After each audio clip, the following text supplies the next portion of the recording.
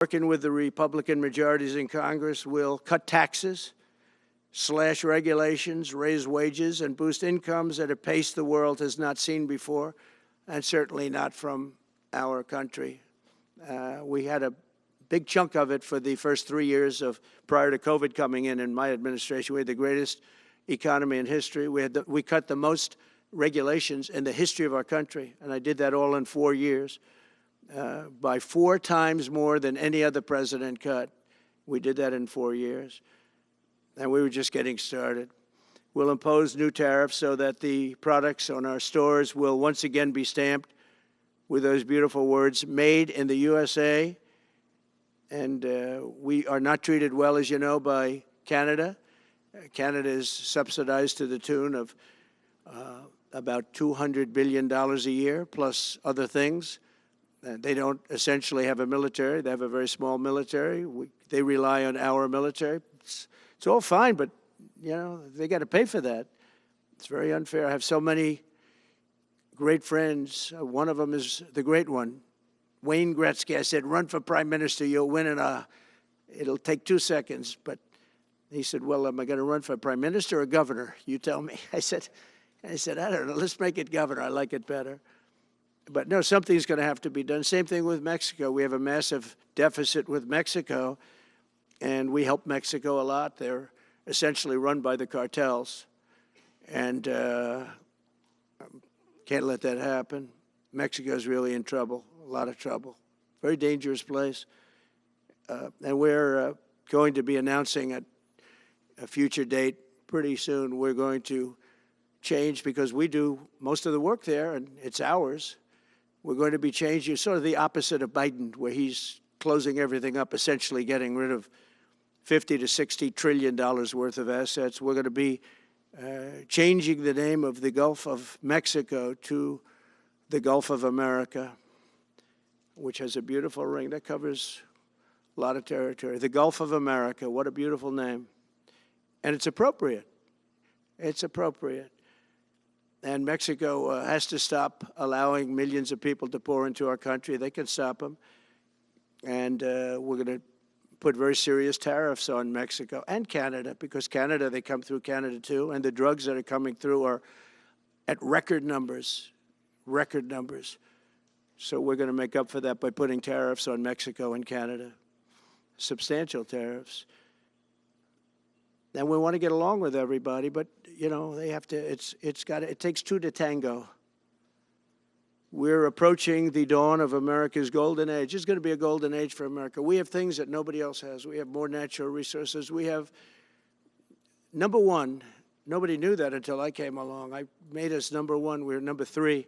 I made us number 1 in a very short period of time in drilling.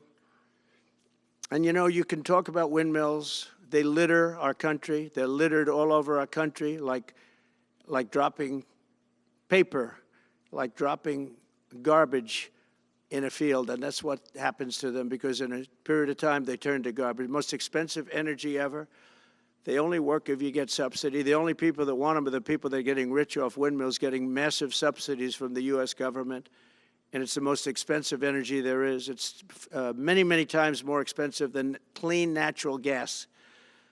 So we're going to try and have a policy where no windmills are being built. You know, off the coast of New Jersey, they want to build like 200 windmills. The people are going crazy. Nobody wants them, and they're very expensive. They don't work without subsidy. You don't want energy that needs subsidy. Energy is a good business. You don't need subsidy. But when you build these massive towers, I mean, they're 25 stories tall, 40 stories. They have one 70 stories tall. The blades, they take 3 ships to ship them. It's crazy. They're dangerous. You see what's happening up in the Massachusetts area with the whales, where they had 2 whales wash ashore in, I think, a 17-year period. And now they had 14 this season. The windmills are driving the whales crazy, obviously. And they had actually over, I think, 125 or something over a number of years. And we don't want that to happen. It's a disaster it's amazing the way a true environmentalist would say, oh, we love wind. It sounds good, but that's about where it ends. You know, after 10 years, you have to redo them.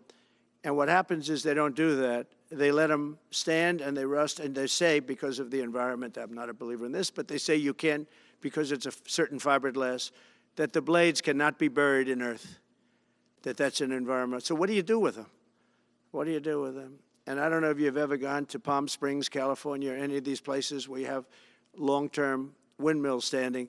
They're a disaster. They're rusting, rotting, closed, falling down. This is as you enter Palm Springs.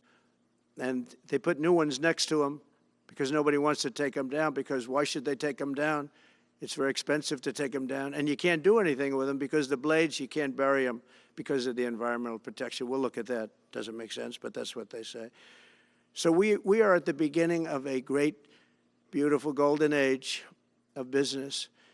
And I think we're also at a golden age of common sense, because everything I'm saying to you, from a simple water faucet that doesn't allow water to come out appropriately, to all of the other elements of what we do and what we're going to do, to take $50 to $60 trillion off our country's balance sheet because some man that has no idea what he's doing, has no idea. You know it, I know it, the Democrats know it. What they did is a crime by allowing that to happen. And I'll bet you, if you asked him today, how much acreage did you submit? Essentially, did you destroy? You destroyed the economic viability of drilling in the ocean. And with AI coming along and all, you know, a lot of people don't realize that AI is going to be a big thing, but you'll need double the electricity at least that we have right now. So right now we produce electricity for many, many different things. AI is a very big deal in terms of the future. China is already building electric facilities, big, bold electric facilities. And you know how they're being fired up? With coal. They're being fired up with coal. And we're going to build bigger and better ones. People like Hussein that are doing the same thing as he is. I'll bet they don't do it as well because I know how he does it, but they're doing a lot of things. The problem is they can't get their permits because I say build the plant with the building. So with the structure, build the plant, because if you go into grid, the grids are old. So they said, that's a great idea. In other words, build your electric facility alongside of your plant. And you could have extra output if you want, because once you build it, you can make it larger pretty inexpensively. You could have extra output, which you'll sell to the public, but build it with the plant, and people are loving that idea. So we're going to have a lot of fun making America great again, and it's going to happen, I think, very, very quickly. It's already happened. So I would say this, and this has been pretty openly reported by the news. There's never been anything like what's happened in the last, since we won the election, couple of months since we won the election, the whole perception of the whole world is different.